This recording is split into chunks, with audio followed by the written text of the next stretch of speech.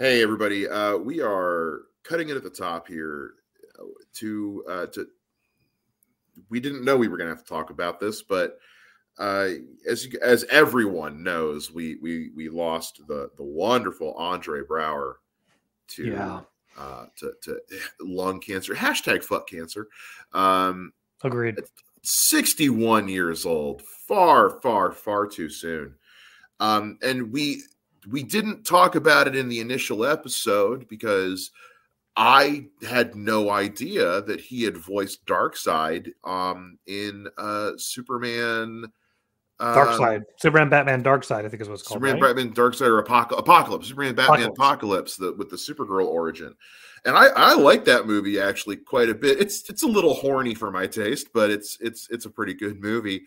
And I've watched it quite a bit, and I never remembered or committed to memory that was Andre Brower. And it just didn't come up. But of course, I always knew him from Homicide: Life on the Street, and of course, everyone knew him from Brooklyn Nine-Nine. Yeah. Or even if you go back to like Glory, which was kind of the thing that really announced him to the world. I mean, that's a movie where everyone in that movie gives 110%. Him, Morgan Freeman, Denzel Washington, Matthew Broderick, Harry Ellis, like everyone's good in that movie.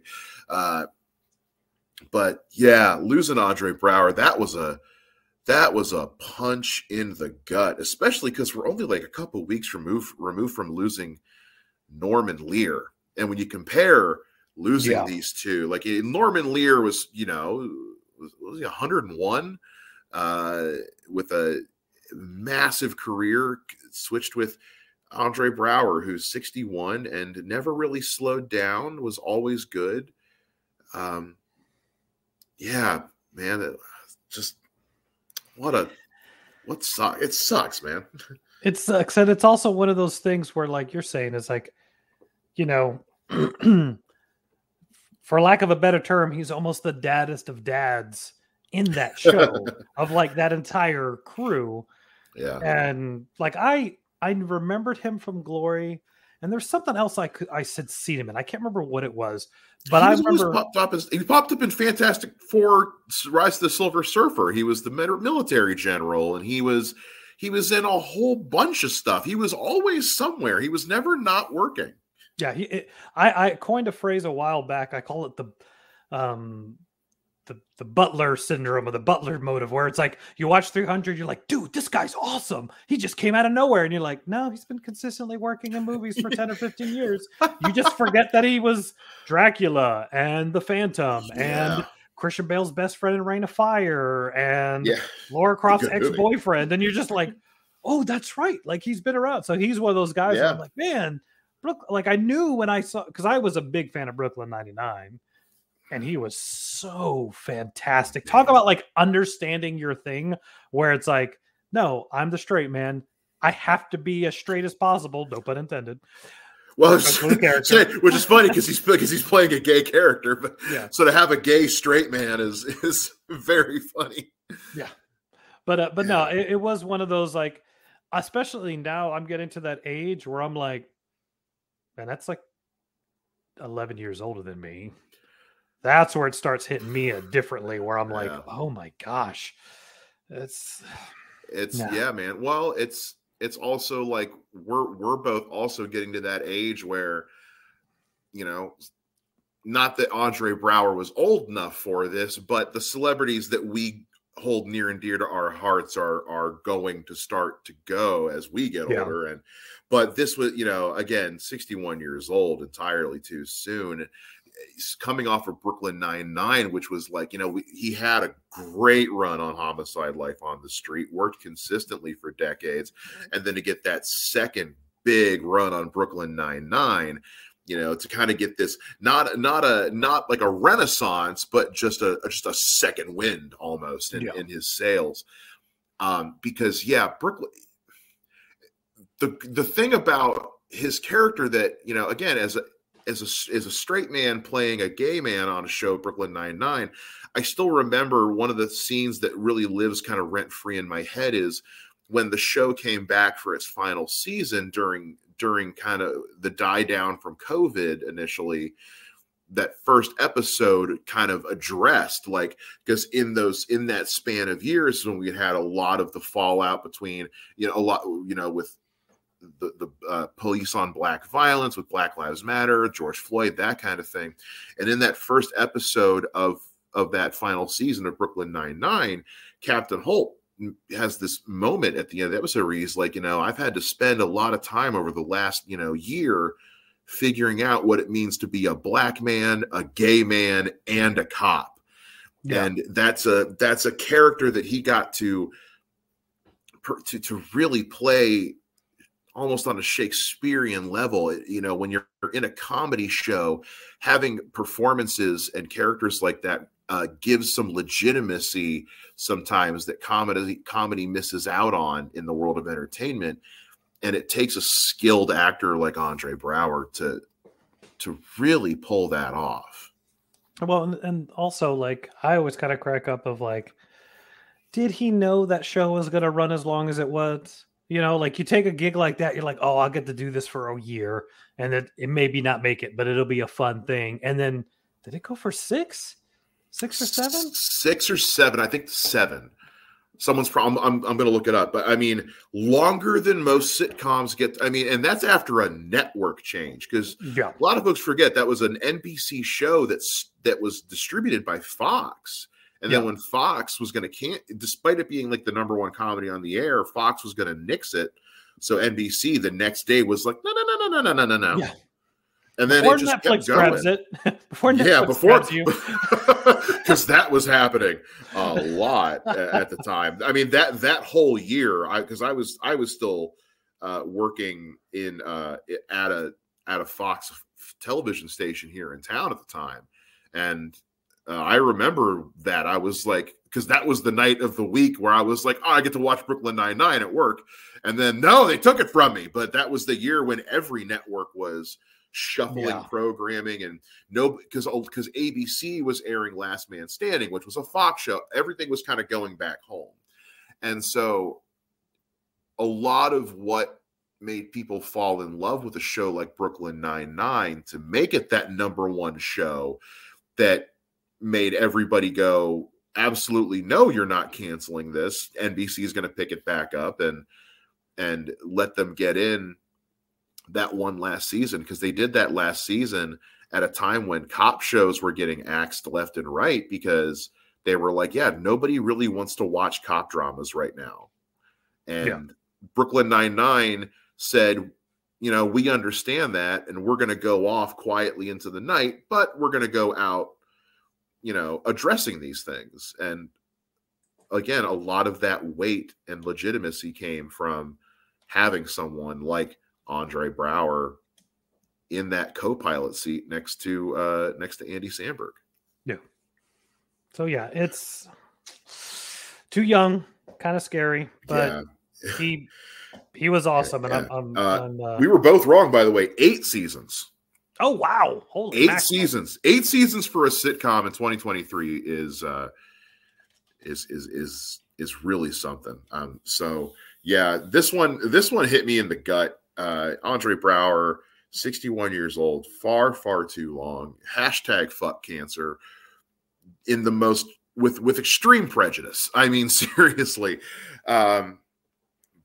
And thank you guys for indulging us for an extra 10 minutes before you jump into an hour-long episode of news. But guys, it's a lot of great news. This is a great, we do a big news dump in this, and it's a great news dump. One of my favorites, because it was just a lot of fun stuff to talk about. So please enjoy the episode. Pour one out for Andre Braugher, and let us know in the comments what's your favorite roast of Andre Braugher talking shit about lunch, because mine to this day is still, are you calling me the devil? No, I'm calling you a goat, you goat. Anyway, thank you guys, and enjoy the rest of the episode.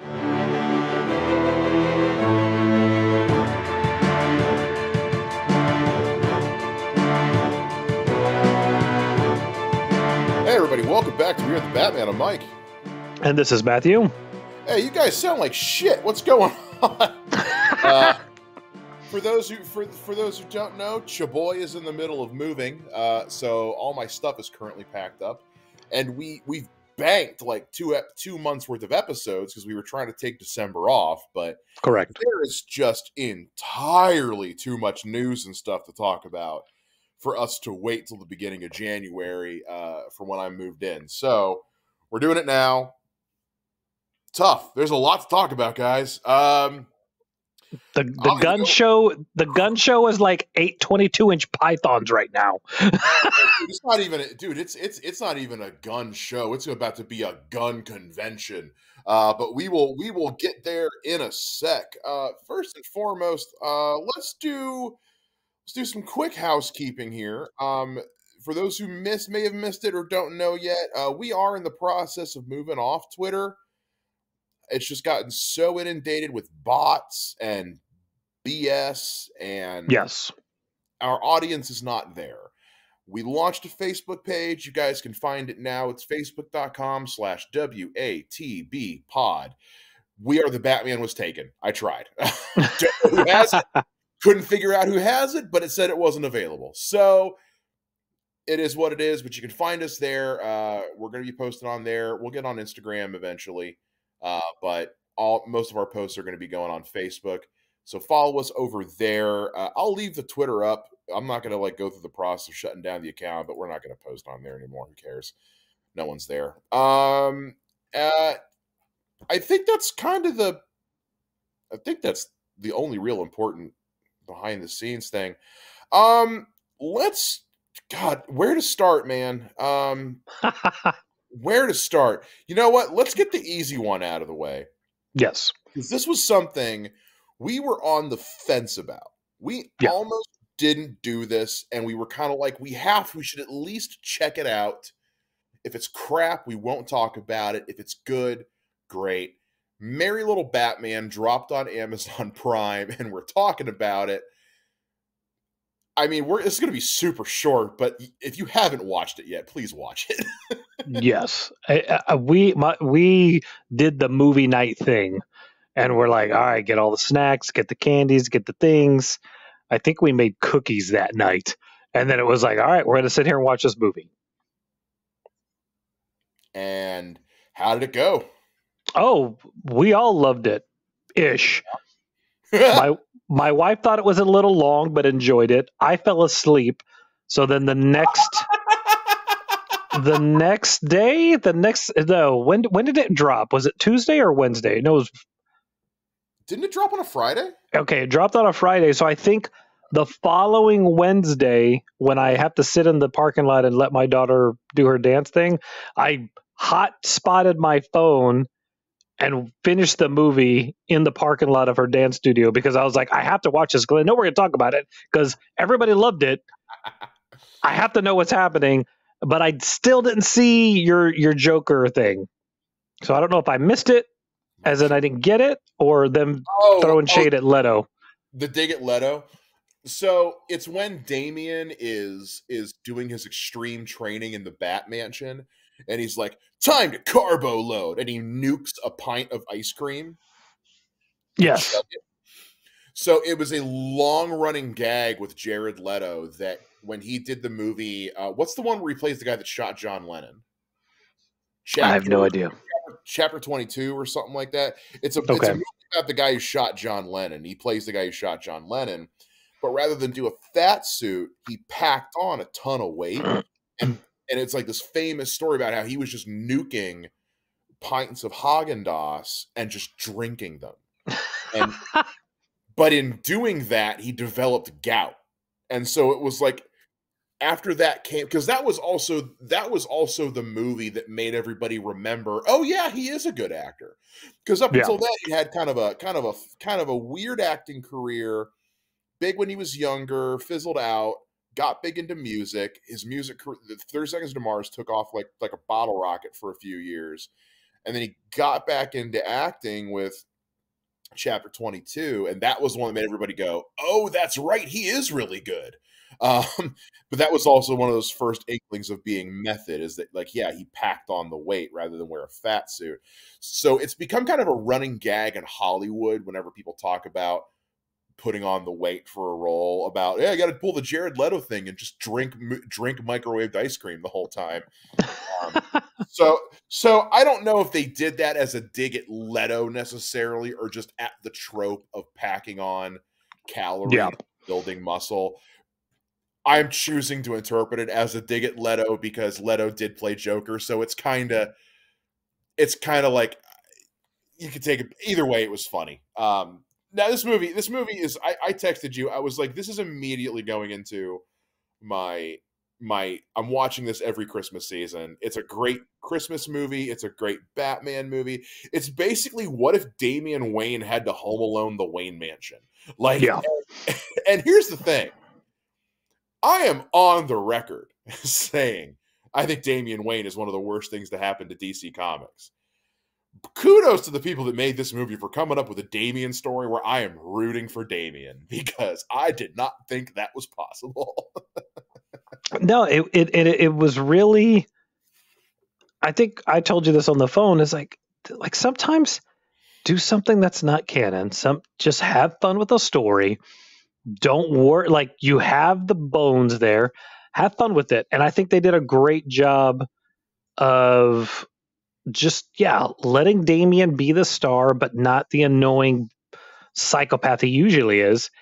And like, I really had fun with it. I was really weirded out by what's his name being Batman, but I think he did a good job for what this Batman is, which is like Bat Dad. Oh, Luke Wilson. Yeah. What a pick. What a pick. It's just a fun movie. Like, it really, like, it's like got that Lego Batman movie level of meta where like it's just self-aware enough. I don't know the kid who plays Damian per se. I know he was in Sweet Tooth, which I did not see. And he's had some other little bit parts here and there doing voice. Like, I know he's in the Young Jedi Adventures thing on Disney Plus. Okay. But I don't know him as like, he's very young. He's very young. So as a young performer stepping into the role of just kind of a silly interpretation of Damian Wayne, I thought he did a very good job. I loved the joke of, like, I'm not friends with villains, and Damian's like, my mom's a villain. It's like, your mom's complicated. A complicated villain. It's James Cromwell as Alfred is fantastic. David Hornsby as Joker, never would have picked it. Brian George as the Penguin.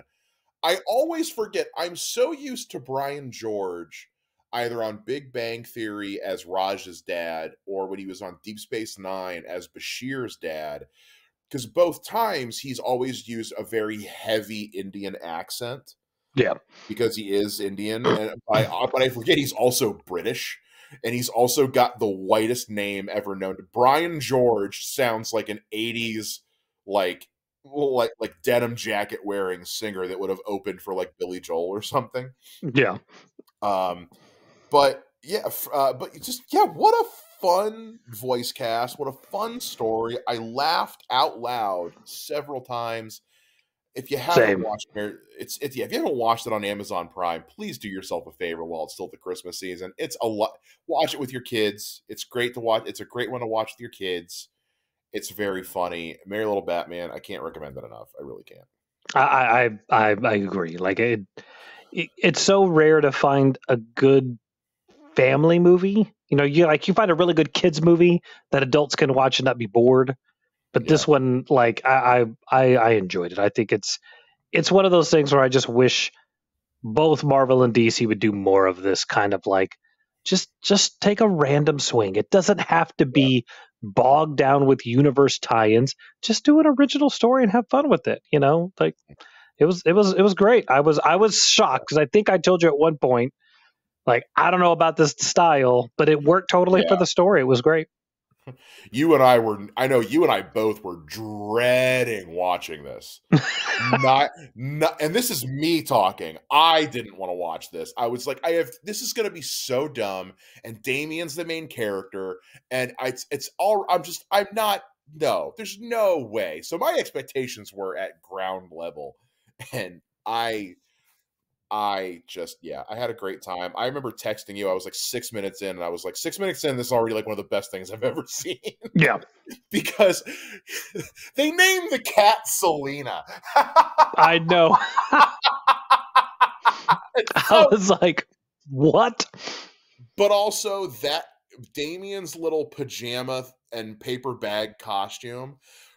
Next Comic-Con, we are going to see thousands of kids dressed like Damien like that. Oh, bring it the hell on. I can't wait to see the cosplays of this. Oh, it's going to be so good. So yeah, Merry Little Batman, Amazon Prime. Guys, if you can, please watch it. It's worth it. With that being said, Matt, real quick, do you have your tickets ready? I think I have the stub about to tear, so you tell me when we're good to go. Yeah. I gotta pull up my Ticketmaster app here because I need to get my tickets to the Gunn Show. We have not been to the Gunn Show in a very long time because of the strikes and everything. There wasn't a lot of news going on. There wasn't a lot of casting or anything going on. Business could not be conducted. And yeah, there were rumors, but nothing you could confirm. Yeah. So, and you guys know, we don't like to talk about rumors without confirmation, and that's what the Gunn Show is so important. I had to go back through about 5 weeks of posts from James Gunn, though, because once that strike ended, the floodgates, as we predicted, very much opened. Yeah. We have seen trailers for shit. We have seen casting news. We have seen all kinds of stuff. So we're gonna go into this not in any particular, basically in kind of reverse order, because I basically went from the most recent thing James Gunn posted on Threads to the last thing I can remember us talking about. So let me pull up a couple of these. Let's get into right away the Superman Legacy casting, because holy shit, has there been a lot of casting since last time we talked. Yeah. So we already knew that Clark Kent Superman was David Corenswet. Lois Lane is Rachel Brosnan. We know that Nathan Fillion is playing Guy Gardner. Isabella Merced is playing Hawk Girl. And Anthony Kerrigan is playing Metamorpho. We had those locked down. And also Edie Gathegi is playing Mr. Terrific. We had that one as well. Since then, the following castings have been confirmed. Maria Gabriela de Faria is playing the engineer, who I have no knowledge of who that is whatsoever, and if I do, I'm not remembering. I believe she's from like the Wildstorm Authority, like all those things, I think, but I can't confirm. Well, that would track, because the Authority, we know that's James Gunn's pet project. We also have confirmed that Skylar Gisondo is playing Jimmy Olsen. I don't know him. And then the one that we were waiting with bated breath for official confirmation got confirmed like yesterday, thank God, at the time we're recording this. And that is that Nicholas Hoult is playing Lex Luthor. And if there is one casting that I am absolutely just like, yes, immediately, all of it, give it to me now, it is Nicholas Hoult as Lex Luthor. Yes. I've always, like, I haven't seen a lot of him. I've seen enough to know he's a good actor, and I've heard enough, and like, it's one of those guys, like, he's been in a bunch of movies I will never watch, but people are like, dude, he's really good in this thing, and that's where I'm like, okay, I have to go. He's good, then I'm gonna have to buy into this casting. And the things I've seen him in, he's always been great in them, so that's where I go, like, sure. Well, like, say what you will about the tail end of the Fox X-Men stuff, but he was always very good as a young Hank McCoy. I really liked him as Beast. Where I truly fell head over heels in love with this guy is him in The Great, where he plays Peter the Terrible. Which is the kind of the satirical take on Catherine the Great, which, by the way, if you guys haven't watched that on Hulu, not even remotely for kids, but it is fantastic. But he is so many equal parts charming, and hilarious and just cruel. And it's that plus his performance in The Menu where I'm like, yeah, I'm picturing him bald in the suit.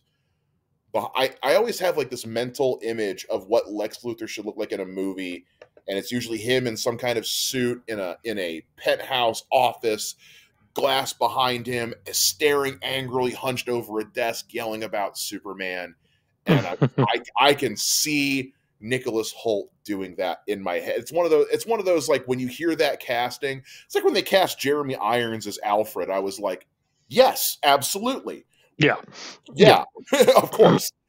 So that's how I'm feeling about this one, where I'm like, or like when they cast we haven't seen it yet, but like when they announced Mahershala Ali is going to be Blade, it's like, oh yeah, okay, yeah, yeah. I have no arguments. So that was one. Yeah, that was rumor that he was one of the people who was in talks to play Superman for a while.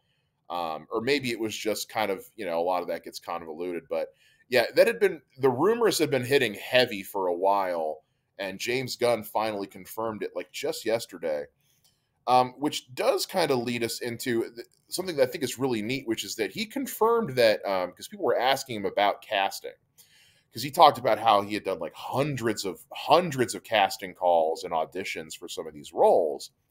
And somebody asked him, they said, and I think they were asking it to be kind of like they were trying to start some shit, but they were like, well, did any of those hundreds of auditions take place during a strike? To which James Gunn clarified, none of the auditions happened during the strike. They will not conduct any casting without at least a completed first draft of a script, and he will not confirm it publicly until pen has been put to paper. And he said the reason he waited so long to confirm Nicholas Hoult was because they had not officially filed the paperwork yet.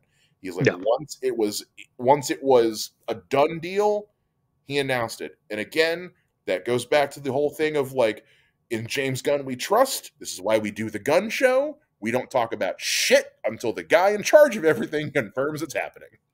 Well, and what that really kind of says to me is he was on deck before the strike. Mm-hmm. And then like, okay, we can't make any finalized deals. Yep. So they've just been sitting on him for months. And now that the strike's over, they're able to knock everything, solidify it. Because, when there's that many rumors about the same guy for that long, to me, it's no longer a rumor. You know what I mean? The only time it stops being a rumor is when you're Jenna Malone and you get cast in Batman v Superman. Yeah, exactly. Everyone swears up and down she's Batgirl, and then Zack Snyder's like, and then when she's not, everyone gets mad at Snyder, and he's like, I never said she was. Yeah, you guys made that up, not me. We talk more about that in our BVS breakdown, which you guys, which has not dropped yet at the time of this recording, but this episode releases, but it will at the end of the month. Yes. Also, sticking on the Superman legacy camp here, James Gunn posted on Threads the other day some pictures of him and some of his crew out location scouting. Yes. Which means they are shooting this shit on low. They're not just going to green screen everything. They're not just going to be in a sound stay. Because we know they are, like James Gunn, I think we talked about this a month or so ago. We know that from James Gunn and Peter Safran both, they are building DC studios. Like DC has never had their own lot, is the thing. They've always just shot on the Warner Brothers lot. Or Disney's lot with the volume. Or the volume, yeah. So I guess they finally did whatever. He's like, it's not gonna like we're not gonna be able to shoot on it yet because it's still being built, but they are building a DC lot specifically for James Gunn's DCU. But if they're location scouting, that tells me we're also gonna get some just truly great opportunities for like cinematography and great staging, great shot setups that aren't going to just be on a volume, aren't just going to be on a green screen on a lot somewhere. Yeah, because like when you go back and watch that original Superman movie, all that stuff in Kansas is just breathtaking because it's real. Yeah. it's 78. There is no faking that crap. And well, to an extent, the church we all know was fake as hell, but that was that was just brilliant cinematography. Yeah, it wasn't fake. It was miniaturized. No, it was miniaturized. Like to this day, that is one of my favorite stories of a movie being made. It's like, yeah, no, that church is real. It's just about 5 feet tall, and it's forced perspective. And I'm like, that's incredible. It's like Will Ferrell and Elf. That's all forced perspective when he's at the North Pole, and I'm like, that's amazing. Yeah, I love that. But the fact that you're location scouting means, and that's what I think is like, yeah, you're location scouting for Smallville, to have those amazing shots that no one's done again since Superman. I'm sorry. Yeah, because even Man of Steel had, like, Snyder's Superman had some location stuff. Most of it was greens. Most of it was on a soundstage. Yeah. And it makes sense. Like you can't really fake being in a cornfield, but you can fake everything else. Yeah. There's only but anyway, especially because like you can see in the background of the shots, like they're on a bus or like on like a charter bus or something, and it's like, yeah, they're clearly out in the countryside somewhere. They're scouting for Smallville. They're scouting for Kansas, and if since we're dealing with a younger Superman anyway, it would make sense that, yeah, he's probably going to go out to the farm and see Ma and Pa, or at least Ma. And yeah, we'll get some great locations. Other stuff as far as Superman goes, he's been posting some pictures of, like, they've been, his offices for the Superman. There's a lot of stuff. You could look at it as artwork. You could look at it as Easter eggs for what they're working on in the script, but it's a lot of Superman art, a lot of comic covers, Superman for all seasons, All-Star Superman. One of these looks like Kingdom Come, but I could also just be remembering it incorrectly. He also, in an interesting take, posted about a week ago on Threads, posted a picture of the cover of Who Shot the Decoy Corpse of Superman's pal Jimmy Olsen, with the quote, "You've been to Gorilla City more than once. It's a city full of gorillas I visit all the time." And I'm just like, where are we going? This is not an accident. This is on purpose. I don't believe James Gunn does anything on accident. So no, that's, hey, and somebody else pitched a Gorilla City in their movies. I'm just, I'm going to put that out there. I'm scrolling through to seeing what else we've got as far as news here. We do have Superman news anyway. Supergirl movie, the one that we know is coming, Supergirl Woman of Tomorrow. It's based on the Tom Taylor run. Is it Tom Taylor or Tom King? I always forget. Tom King. I always get those two mixed up. Anna, I'm going to mess around. Anna Nogueira has been attached to write the movie. I do not know off the top of my head what she's written. I'm pulling her credits up now. I still have not read this run of Supergirl, though. I really need to. Yeah, I think I read the first issue and wasn't there. Mm-hmm. But at the same time, like, Supergirl's just not a character I read at all. So it's not, it was just one of those, like, yeah, okay, cool. I'm just not here. Well, looking at Anna Nogueira, she's an interesting pick because she's originally an actress. She's actually a stage actress. She was one of the original people for Hamilton. She's also had some roles on, like, Vampire Diaries and The Blacklist. But isn't she blonde as well? No, she's not. Okay, I thought she was. Are you? Because they still haven't confirmed who's going to be Supergirl yet. Correct. They don't have a script yet. But she's also done. She's a playwright as well. She's done a lot of writing for the stage. So it's an interesting pick to be the writer for the Supergirl movie. But sometimes taking a shot on someone, it goes a long way. I mean, it's stranger things have happened. Who would have thought the guy who directed Slither and Super would have made an amazing Guardians of the Galaxy movie? Who would have made 4? He made 4. Yeah, exactly. So, yeah, you just don't know. Yeah. Plus Brightburn. God, that movie. Woof. Yeah. Brightburn was messed up. All right. Anything else? I'm looking to see if we got anything else for Superman here before we move on. We may have talked about this. He did confirm the release date is still July 11th, 2025. The strike did not push them back on anything like that. And then he said that oh no, we'll get to that later. All right. So yeah, let me go ahead. I'm sorry.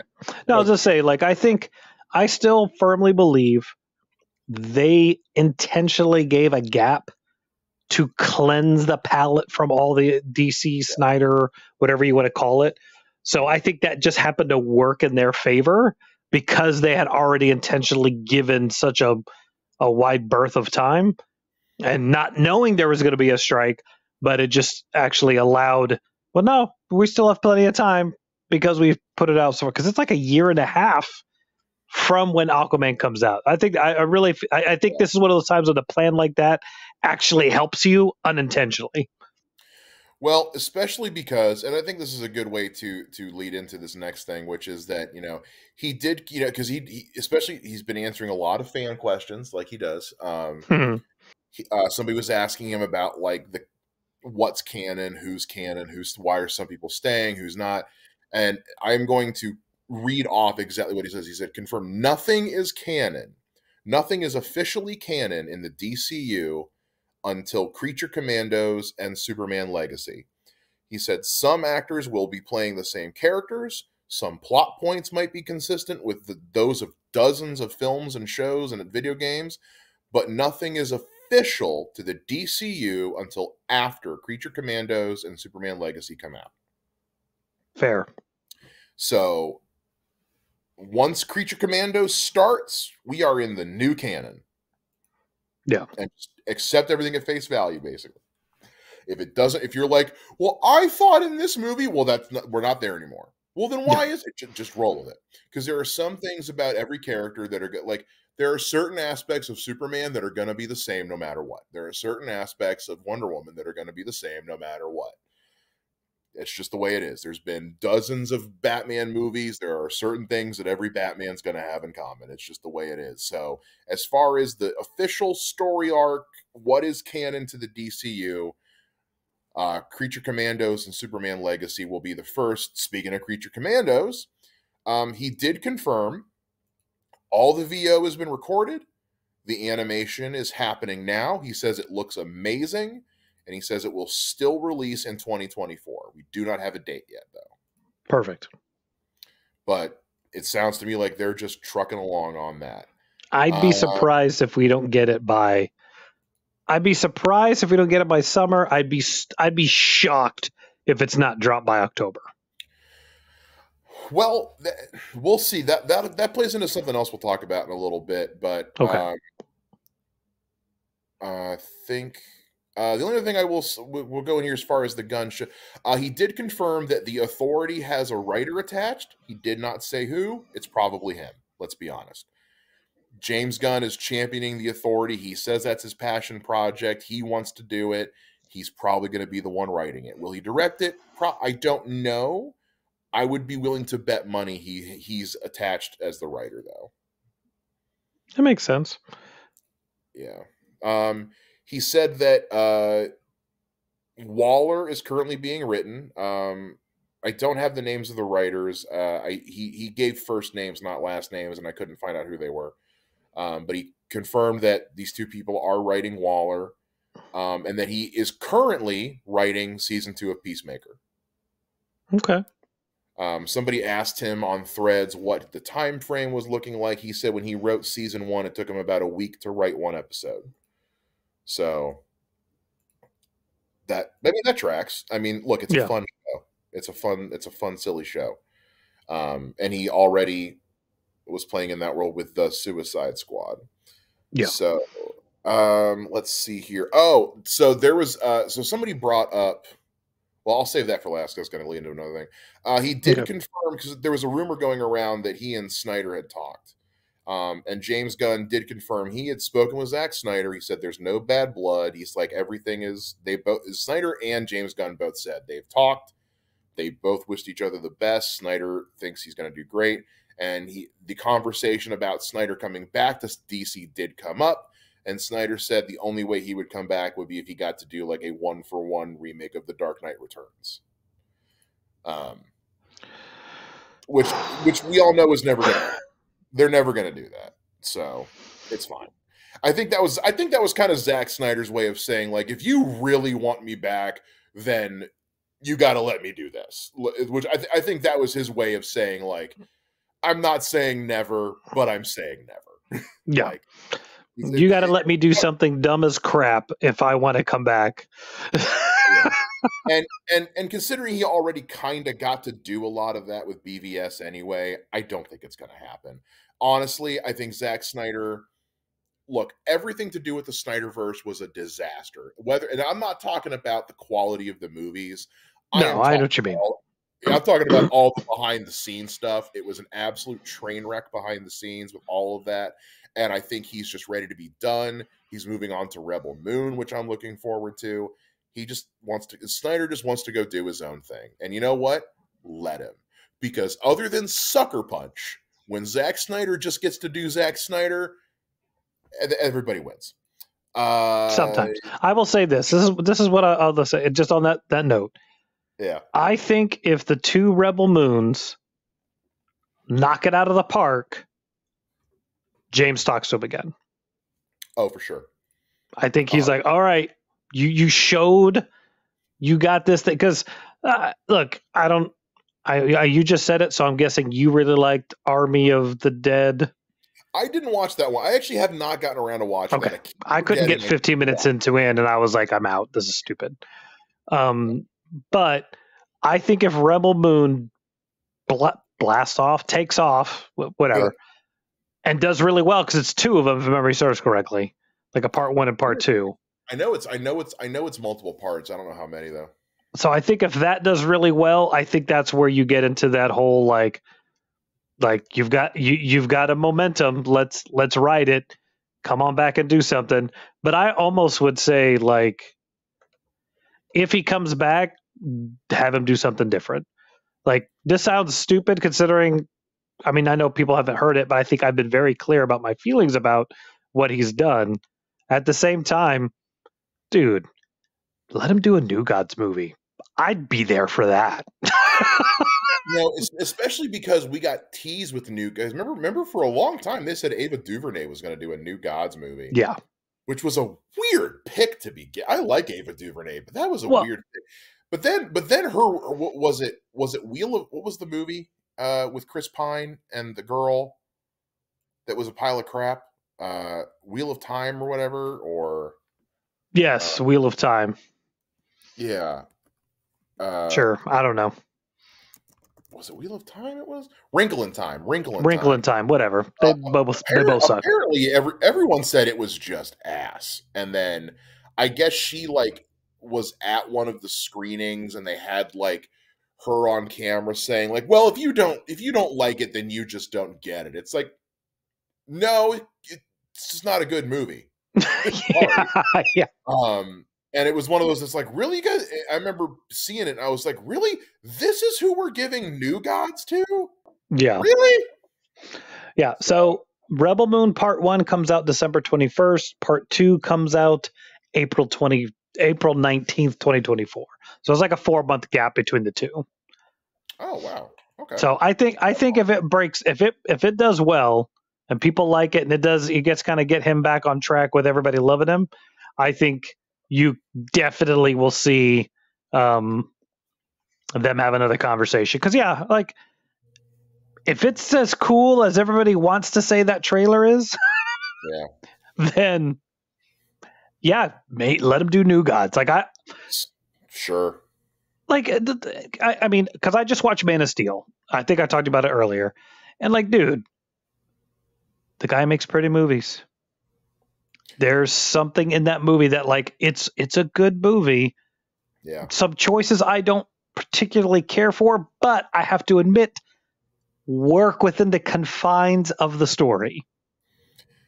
Yeah, Zack Snyder has got a visual style unlike anything anyone else. I Yeah. mean, you can watch. He's one of those you can watch his movie and you know it's a Zack Snyder movie. Yeah. So I think it like a New God, him doing New Gods, I think I would totally be like, yeah, because they murder and kill everybody all the time, and he loves doing that crap. So Yes, let's go. All right. So one last thing I will talk. I think this is kind of the last thing as far as this is pretty much the last thing as far as the Gunn show goes, and it kind of leads us into our other stuff we're going to talk about.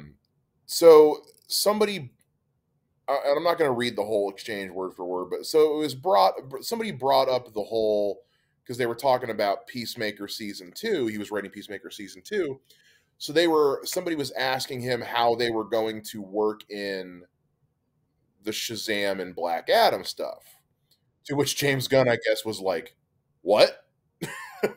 I guess he didn't see them or didn't know what they were talking. Anyway, when at first, so it basically sounded like he was confused. And when somebody clarified, he was like, he's like, the stuff with Harcourt in Black Adam and Shazam 2, he's like, I had nothing to do with that. He's like, I don't know who came up with that. He's like, he's like, that had nothing to do with me. I am not on board with that. That is not happening. He said that was my wife trying to make her own money. Well, it was DC not having a plan. Yeah. And they were just like, shit, Peacemaker and Suicide Squad were super fucking popular. Let's work them into everything. And James Gunn was like, I'm not running. I was like, I'm not running with any of that. He's like, why would Harcourt be guarding an underwater prison in one movie, and then in the next movie, her and Economos are recruiting for the Justice Society? What? Yeah. What? Even James Gunn was like, that's dumb. That's dumb. And it is dumb. He said, none of that. No. He's like, absolutely not. That is not canon. He's like, I will confirm that right away. Absolutely not. Which then leads us into what I have written down on mine. We're now kind of leaving. We're not leaving the Gunn show, but we're working we're Irish goodbying the Gunn show. Yeah. Now we're just getting to DC news. Yeah. I literally wrote down Zachary Levi is a whiny little bitch because Zachary Levi is being a whiny little bitch. We don't like to talk about rumors, but there is currently a rumor going around that Sean Gunn has been cast to play Maxwell Lord. Okay. Who Pedro Pascal recently played in Wonder Woman 1984. The less said about that, the better. And I guess Zachary Levi was all bitchy. He's like, how come like I don't get to come back? But I guess it helps if you're the boss's brother, because that'll be like the third DC role he's got. And it's like, dude, I'm sorry your movie didn't do well. Yeah. Holy shit. Get over it, man. Move on. Jesus. Also, Sean Gunn played Weasel in a mocap suit. He played Calendar Man for 5 seconds of screen time. Calm the hell down, dude. It's not. People said the same thing about his wife being the yellow chick in Guardians 3. Like, you keep giving your wife all these roles. I'm like, she was on screen for 5 minutes. Yeah. She had 2 lines and got shot in the leg. I think this is where, like, I'll say this. That's a dude who lost his job in the worst possible way, I think. Yes. I think he thought he was going to keep going. He was told he was going to keep going. And then turn after turn and thing after thing happened. And he just got left out to dry. And most people just go, that sucked, and move on. And he has not. Well, and to his credit, the first Shazam movie does not get the respect it deserves. Because that movie got eaten alive by the end of by Endgame. Yeah. The first Shazam got eaten alive by Captain Marvel and Endgame. Yeah. So and the first Shazam is really good. It's a pretty good movie, yeah. Pretty much everyone agrees. Yeah, it didn't make it much money, but it's a damn good movie. And the second movie is fine. It did not deserve it did not deserve to bomb like it did. Yes. Yeah. I think that movie at least deserved to break even. Yeah. It should have been I don't think it should have been a blockbuster, but I think it could have been a hit. But I think and again, we've talked about it ad nauseum. I think Black Adam just jacked up so much of that stuff. The problem is that the old guard at DC put all their chips on Black Adam and Shazam 2, mostly Black Adam. Yeah. And it did not pan out. And then once that happened, they were like, well, shit, we got nothing else. All right, James, your turn. Yeah. Yeah. So I think he needs to, I mean, this is where you have to go ahead. Sorry. No, so I think this is where, like, 1000%, he was let go that second week after Shazam 2. What I was going to say was if he wasn't out already, he's out now. Yeah. And if he was possibly coming back, he ain't now. Any chance he had of coming back as Shazam just got squashed. Because if I'm James Gunn and I see that, I'm like, I can replace you with 5 actors. You know what? Just to be a dick, I'm going to replace you with my brother. Guess what, Sean? Gunn, you're the new Shazam. You know what he should do?